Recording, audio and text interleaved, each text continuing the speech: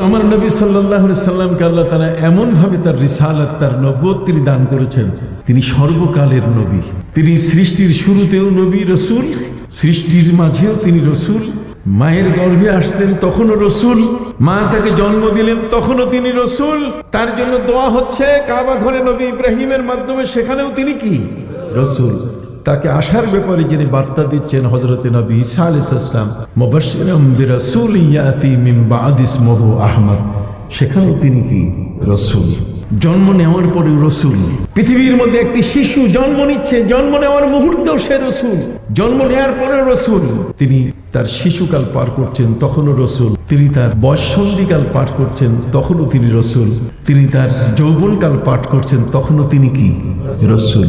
ঠিক এমনি করে তার প্রৌঢ়কাল, তার ঠিক এমনি করে 40 বছরের পর থেকে 63 বছর পর্যন্ত যে সময়টা তিনি পার করলেন, সেটা সেই সময়টাতেও